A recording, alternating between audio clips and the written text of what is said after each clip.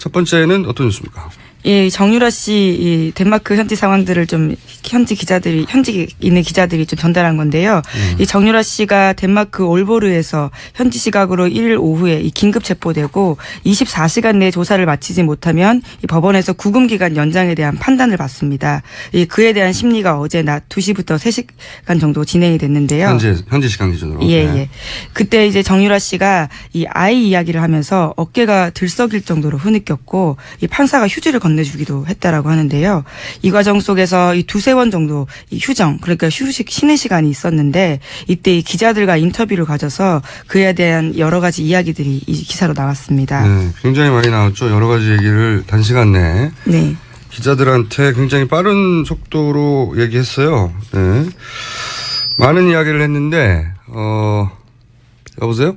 윙윙 소리가 나네요? 네. 저희 책임 PT 잘못이라고 봅니다. 네.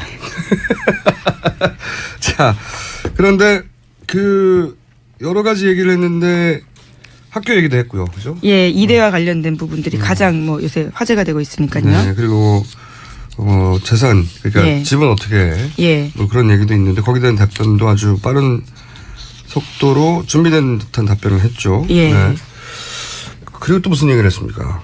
예, 또 그 이대와 관련해서 그렇고요. 어제 전해드렸던 대통령과 관련해서 이모라고 부르는 거에 대해서는 이야기를 전달드린 바가 있고요. 또 이 세월호 당시에 이 행적에 대해서 굉장히 궁금한 점들이 많은데 그 당시에 대해서는 본인이 임신도 했었고 어머니와 싸운 상태이기 때문에 전혀 잘 알지 못한다. 뭐 이런 식의 이야기도 했거든요. 네. 예. 저는 이제 오늘 윙 소리가 많이 나네요, 이상하게. 제 몸에서 나는 소리인가요? 평상시하고 다르게. 네. 자, 저는 이제 그 얘기를 쭉 듣고 특히 이 대목 때문에, 다시 한번 짚어봐야 한다고 생각하는데, 자, 이제 그 대목을 먼저 들어볼게요. 아버지랑 어머니가 이혼하시면서 강원도 땅을 저가 인수를 받았어요. 아빠 명의로, 아빠 몫으로 있던 땅을. 그리고 그 땅으로 담보를 잡았어요. 외환은행에서. 그래서 총 2차례에 걸쳐서 36만 유로를 대출을 받았어요. 그 땅을 담보로. 그래서 1원 한 장 저희 돈 안 쓰고 그 대출만으로 이 집을 샀어요. 한국에서 이 대출을 다 갚았어요. 네. 정유라 씨의 목소리예요. 네. 근데 이제 저는 전반적으로 다 거짓말이라고 보는 게 이거 포함해서 본인이 특혜 입학이나 학점 특혜 에서 다 모른다고 했잖아요. 예. 아이를 낳고 2달 만에 독일에 와서 원래 자퇴를 하려고 했다. 네, 그냥 자퇴. 근데 이제 자퇴서가 안 들어갔나 보다. 그런 얘기도 했고. 그리고 자기가 그래서 제적될 줄 알았는데 나중에 보니까 학점이 나왔더라. 예, 나도 모르는 사이에 나도 학점이 모르는 나왔다. 사이에 학점이. 예. 네. 심지어 좋은 학점. 예. 이게 말이 안 되는 게요. 자기는 이제 자퇴서를 내라고 했고 엄마한테도 그렇게 말했고 자기는 그래서 제적될 줄 알았는데 나중에 보니까 학점이 나왔더라. 네. 이건 거짓말인 게 그럼 다른 과목 과제물도 내지 말았어야죠. 예. 자기가 제적될 줄 알았는데 왜 생각해보면 맞춤법을 안 맞는 과제물 냈다 이런 거 있지 않습니까? 네, 그렇죠. 네. 그 올해 일이에요, 올해 일. 올해 여름. 네. 예, 지난해. 맞춤법 안 맞는 과제물을 냈는데 지난해죠, 이제는. 예, 해가 바뀌었습니다. 예. 예. 교수가 존댓말을 썼고 뭐 이런 거 한참 벌써 오래됐는데 그런 과제물도 냈죠. 그리고 이제 중국 패션쇼 다른 과인 의류산업학과인가요? 거기 패션쇼도 갔잖아요. 예, 여름 계절 학기에. 예. 아니 학점 안 나오고 자적될 줄 알고 있었는데 학점 뿡 나왔네요. 이게 아니고 본인 학점 특혜가 있다는 걸 알고 한 행동이죠. 그리고 입학할 때 금메달 자기가 메고 들었지 않습니까? 예, 면접 때요. 네. 예. 특혜 입학의 조건 그때 다 알고 있었다는 거고 특히 제가 좀 전에 들었던 땅 문제, 예. 땅 팔고 집 샀다 하는 문제에 대해서 길게 해명을 했는데 자기 말을 사준 계약서도 사인만 해서 뭔지 모르고 예, 어머니가 계약서의 일부분들을 가려서 왔다. 이렇게 포스트잇 했죠. 예. 말도 안 되는 소리고요. 엄마가 딸한테 무슨 포스트잇을 붙여서 가립니까? 그리고 자기 자신의 입학 과정, 예. 자신의 점수 다 몰라요. 자신은. 예. 다 모르는데 갑자기 땅 문제가 나오니까 아버지 땅을 받아가지고 외환은행에서 담보로 두 차례에 걸쳐 6만 유로 대출을 받아가지고 돈을 안 쓰고 대출을 다 갚고 뭐 이런 얘기 쭉 하잖아요. 예, 1원 한 장 쓰지 않았다. 다른 돈을. 그걸 정확하게 네. 담보대출의 뭐 액수, 횟수, 네. 은행, 네, 뭐 자금 출처 정확하게 아는데 이게 훨씬 어려운 일이란 말이죠. 자기 학점도 어떻게 될지 모르는데. 자기 일은 다 모르면서. 네? 그러면서도 이게 통장 입출금 내역을 막 다 마치 안다는 듯이 1원도 쓰지 않았다. 네. 저는 이 답은 연습한 거라고 보고 당연히 이 답을 외운 이유가 있다. 왜 그러냐. 이게 굉장히 이상한 거예요. 당시 그 은행에서 외화 지급 보증서 이런 거를 네. 발급했는데 이게 흔히 말하는 신용장이란 말이에요. 신용장. 네. 네, 스탠바이 해주시. 이 보증 신용장이라는 게 보통 기업이 해외 진출할 때 이제 현지에서 무슨 크레딧이 없잖아요. 그러니까 현지 은행에서 차입하거나 빌릴 때 우리나라 은행이 이 사람은 당신네 은행에서 돈을 빌려줘도 됩니다라고 은행끼리 보증을 서주는 거란 말이죠. 예. 근데 이걸 19살짜리가 받았다. 이거부터 이상한 거예요. 그리고 나서 왜냐면은 돈이 필요하면 우리나라 은행에서 송금하면 되잖아요. 네. 근데 여기서 한 방식은 뭐냐면 보통 무역회사가 하는 신용장을 발급받아서 그 신용장으로 현지에서 대출한 겁니다. 우리나라에서 땅을 팔고 그 돈을 송금을 한 게 아니고 예, 그렇죠. 36만 유로를 대출받은 거니까요. 예. 이 신용장을 19살짜리가 발급을 받아가지고 그 나라 은행에서 대출을 받은 거예요. 굉장히 그 전문가의 방식인데 전문가의 19살짜리가 이걸 받았다 안 받았다 떠나서 일반인들이 모르는 그러니까 그 이런 거겠죠. 우리나라에서 돈을 송금을 하면 기록에 남잖아요. 돈이 해외로 나갔다는. 그런 걸 안 남기려고 했던 것이고 그리고 이제 다 갚았다고 하는 것은 이런 대출을 하면 그 목적과 용도에 맞게 그걸 썼는지 외국환 거래 규정에도 걸려요. 네. 그러니까 이런 복잡한 규정들을 다 알고도 답을 한 거예요. 이걸 어떻게 정유라 씨가 압니까? 말이 안 되는 거죠. 뭐 편법 증여에도 나오고 뭐 해외로 재산 빼돌리기 아니냐 이런 지적도 나올 수 있는데 이걸 피해가는 답변인데 이거 그러니까 굉장히 도와준 사람이 있는 거예요. 전문적으로. 이건 전문가의 스멜이 강하게 정유라 씨가 알 수도 없고 정유라 씨가 이걸 답할 수도 없는 내용인데 이거 관련해서는 저희가 잠시 후에 전문가 연결해서 뭐가 문제인지 짚어보겠습니다. 정유라 씨의 답변 자체가 충분히 훈련된 거라는 거죠. 네. 자, 이 정유라 씨 관련 뉴스는 굉장히 많을 것 같은데 또 뭐가 있습니까? 네, 현재 같이 일행으로 있던 사람들이 어디에 갔는지에 대한 보도도 나와 있는데요.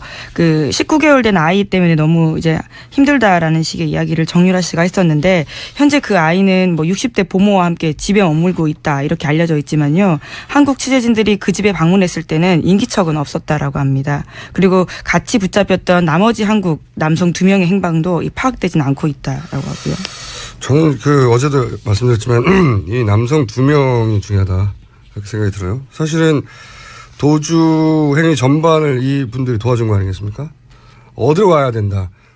지금 언론을 피하자면 어디로 가야 된다는 판단 같은 것도 이 남성 2명의 판단 혹은 이 남성 2명과 연락하는 누군가의 판단일 것 같거든요. 이 두 분의 신병을 확보하는 게 굉장히 중요하다고 봅니다. 자, 다음 순위요.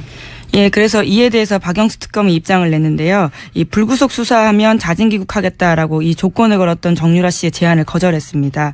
그러면서 이규철 특검 대변인은 어제 이 현재 정유라 씨의 상태에서 예상되는 상황은 자진 귀국, 범죄인 인도 청구, 강제 추방 이 3가지라고 말을 하면서요. 이 특검은 정 씨가 범죄인 인도 청구에 불복하는 소송을 낼 가능성은 낮다라고 보고 있고요. 그래서 법무부가 늦어도 30일까지는 이 덴마크 당국에 범죄인 인도를 청구하겠다라는 방침이고, 이 정 씨가 아무 조건 없이 자진 귀국하거나 오는 10일에 외교부의 여권 무효화 조치 발효 등 강제 추방될 때 이 어떤 조치를 취하겠다라고 하고 있습니다. 이것도 전문가, 그러니까 JTBC가 도착한 이후로 4시간 만에 나왔다고 했지 않습니까? 예. 그 사이에 누군가의 전문가의 또 터치가 있었다. 보통 19세, 20세, 21세 이런 연령대의 분들이 구속 수사와 불구속 수사, 불구속 기소와 구속 기소, 뭐 긴급 체포 이런 거 구분하기 어려워요. 그렇죠, 사실. 예. 근데 여기서는 정확하게 본인을 불구속 기소한다면 귀국하겠다고 했거든요. 그러니까 갇혀 있는 상태에 사실 신문을 받으면 굉장히 압박이 심하거든요. 네. 접견도 제한이 되고 그래서 그런 조건을 딜을 거는 거죠. 예, 이 딜을 21세 못 나옵니다. 이런 딜은. 그리고 제가 좀 안타까운 것은 답답한 것은 그리고 의문스러운 것은 뭐냐면 법무부가 30일까지는 범죄인 인도 청구를 하겠다. 30일이 이달 말이에요. 예, 오늘 1월 4일입니다. 예. 이거 범죄인 인도 청구를 해도 그쪽에서 절차가 또 한 달이에요. 네. 게다가 이거 항소도 할 수 있어요. 이거 언제 옵니까? 특검 끝날 때까지 못 와 이렇게 되면. 그리고 외교부는 여권 무효화 조치를 10일이라고 했거든요. 예. 일주일 후에요. 그 잡힌 때로부터 뭐가 이렇게 느린가. 이게 과연 법무부와 외무부가 아주 신속하게 정유라 씨 신변을 받고자 하는 정말 의지가 있는가. 그리고 법무부가 외교부는 그동안 정말로 이 정유라 씨나 혹은 최순실 씨 관련 수사에 이 특검이 진행하는 속도만큼의 네. 의지를 가지고 정말로 있었나. 법무부가 우리 편 맞나 이거. 외교부도 이런 의구심을 가져봐야 될 사안이라고 보는데 이거 관련해서 또 그 진술이 있죠. 네, 그렇습니다. 이 노승일 K스포츠재단 부장이 한 증언인데요. 이 노 부장이 이 최순실 씨가 2015년 최 씨 회사에서 일했었을 때 이 외교부 관계자가 통화하는 걸 여러 차례 봤다 이렇게 이야기를 했다는데요. 이 노 씨에 따르면 최순실 씨는 이 직통으로 전화를 걸어서 이 대사님 애들 때문에 그러는데요 라면서 이 비자나 현지 취업 문제를 상의하곤 했다라고 합니다. 이제 실제로 이 최 씨 모녀를 돕기 위해서 머물렀던 K스포츠 직원과 최 씨 집안을 돌보는 사람까지 모두 비자를 취득했고요. 그렇기 때문에 노승일 씨 같은 경우에는 이 최 씨가 수시로 연락하면서 문제를 상의했다고 하는 외교부 측에 이 정유라 씨 행방을 모른다고 하는 것은 말이 안 된다 이렇게 지적을 하고 있습니다. 그러니까요. 최순실 씨가 독일에 있을 때 대사님이라고 하며 계속 그 비자 문제나 이런 걸 상의했다는 거 옆에서 들었다는 거 아닙니까? 근데 외교부는 어디인지 모른다고 그랬다는 거고. 그리고 법무부 생각해보면 법무부가 법무부 장관 아래에 있고 총리 아래에 있잖아요. 법무부가 반드시 이 문제를 신속하게 처리할 거라는 생각을 하면 안 되는 것 같고 그리고 가능하면 이런 거 있습니다. 가능하면 법에 규정된 것 중에 가장 느리게 한다든가 아니면 그냥 법 규정대로만 한다든가 법 규정을 어기면 안 되니까 지금 그런 비상 상황 그런 상황이 아니잖아요.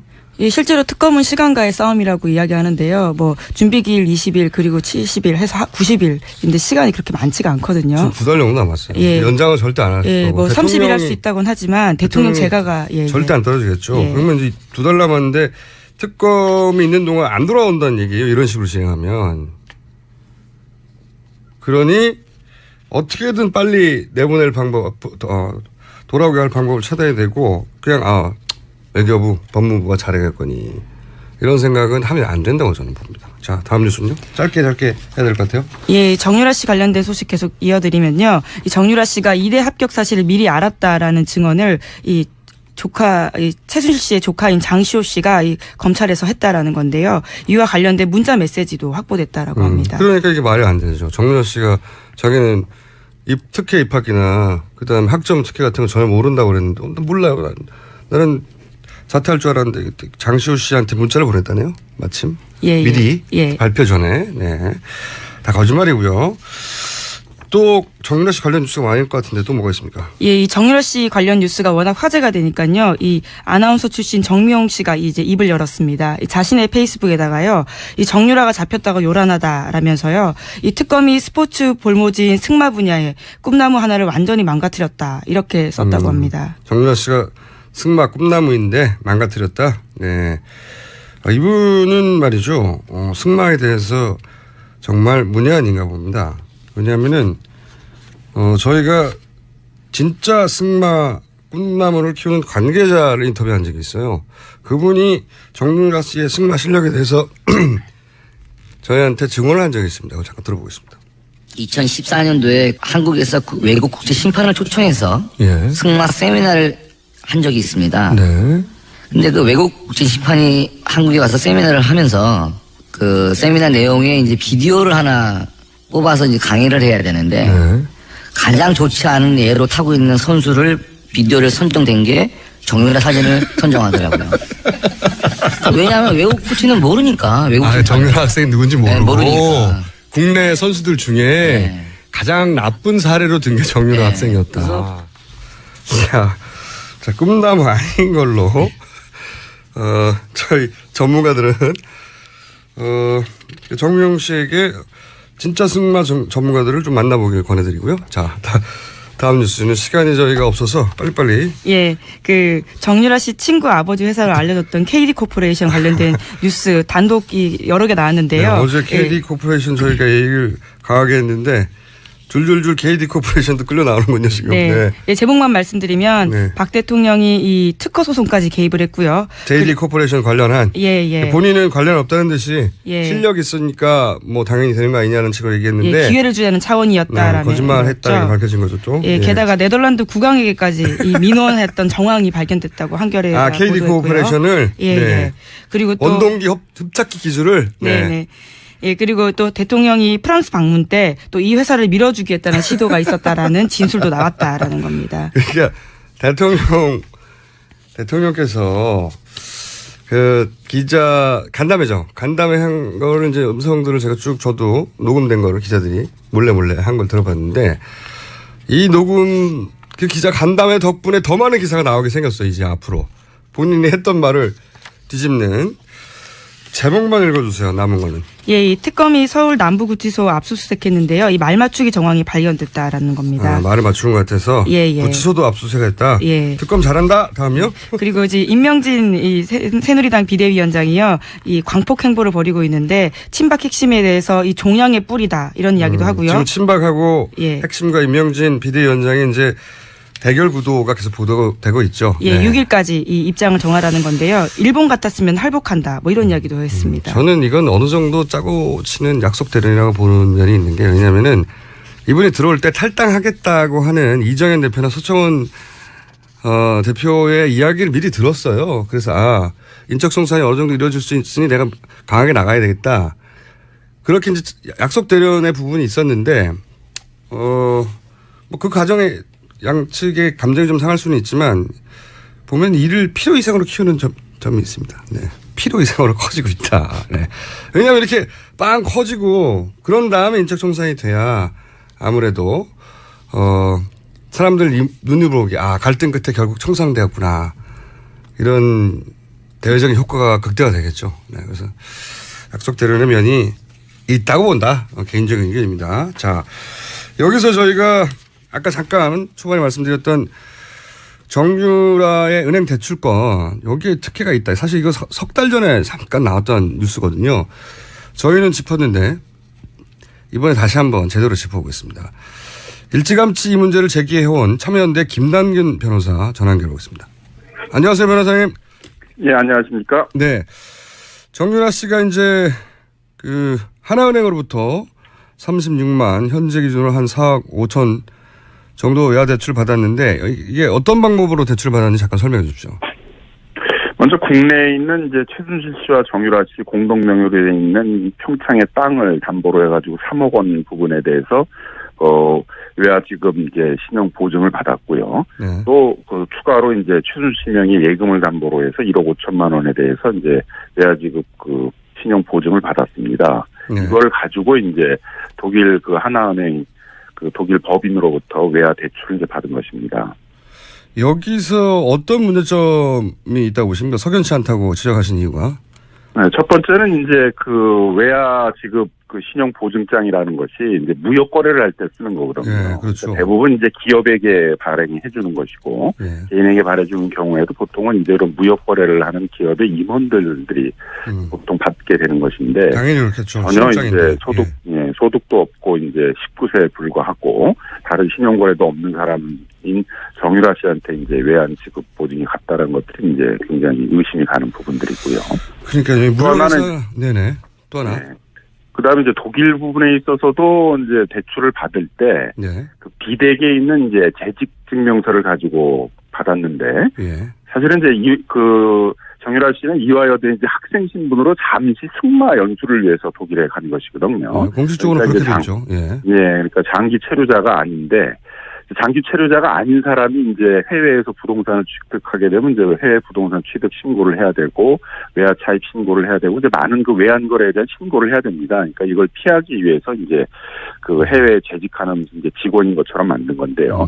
그러려면은 이제 노동 허가서, 독일 정부가 발행하는 노동 허가서나 체류 허가서를 이제 내야 됩니다. 근데 그런 서류가 전혀 없었는데도 외화 대출을 해줬거든요. 은행이라는 데가 이제 대출에 있어서는 뭐 굉장히 엄격하고 그렇죠. 엄격한 외화 서류 심사를 하게 되는데 그런 게 전혀 없이 이제 해줬다는 것도 이제 석연치 않다는 것입니다. 그러니까 이제 말타로 잠시 간 학생이 현재 있는 회사의 정직원처럼 그런 서류를 냈는데 은행에서 다른 관련 필요한 서류도 없는데 이 대출을 허용해 줬다는 거죠. 그런 것도 이제 의심스럽다는 거 지적하시는 거고. 국내 과정 신용보증장이 나가는 과정도 석연치가 않고 네, 현지에서 독일에서 대출이 되는 과정도 전혀 석연치가 않고 이제 그렇다는 거죠. 알겠습니다. 또 하나 지적되는 포인트가 이것이 자금 세탁 창구가 아닌가 이런 의혹도 있다라고 지적하셨는데 잠시 설명해 주시면 어떤 내용입니까? 삼성이 이제 뭐 사실상 뇌물의 대가로 이제 최순실 씨한테 30억 원의 돈을 보낼 때 그 돈이 이제 삼성타운에 있는 이제 우리은행 지점에서 독일에 있는 하나은행 프랑크푸르트 지점으로 송금이 됐거든요. 그 다음에 이제 바로 이제 독일의 여러 은행으로 돈이 쪼개져 가지고 이제 나갔습니다. 결국은 이제 이런 방식으로 하나은행 지점이 이제 최순실 씨한테 돈을 받아가지고 독일에서 이제 자금을 세탁하는 그런 창구에 이용된 것이 아닌가라는 의심도 있어서 그 부분도 좀 수사를 해야 된다는 것이죠. 특히 이제 최순실 씨 자매가 뭐 한국의 부동산만 3천억 정도가 있고 해외에도 많은 재산을 갖고 있는 것으로 알려져 있고 그 방식이 이제 주로 독일과 같은 해외에다가 기업을 만들어 사실상 이제 비덱과 같은 페이퍼 컴퍼니를 만들어 가지고 이제 자금을 세탁했다는 것이어서 그런 부분에 이제 그런 은행 창구들이 이용된 것이 아닌가라는 의심이 있어서 그 부분에 대해서 좀 특검이 수사를 해달라는 것입니다. 이 대목에서는 아예 특검이 나서서 왜냐하면 일반에서는 이제 수사권이 없다 보니까요. 특검이 나서서 들여다볼 필요가 있다 이렇게 판단하시는군요. 예, 그렇습니다. 독일 현지 경찰들도 이제 자금 세탁 방지법은 이제 국제적인 교류를 하고 있는 것이기 때문에 그 혐의로 이제 수사를 하고 있다고 이렇게 알려져 있고 우리나라의 범죄 수익은이 규제에 관한 이제 법률에 의하더라도 그런 이제 범죄 수익들을 갖다가 세탁하는 부분에 대해서는 이제 형사 처벌 대상으로 보고 있기 때문에 그 부분에 대한 수사도 있어야 된다고 보여집니다.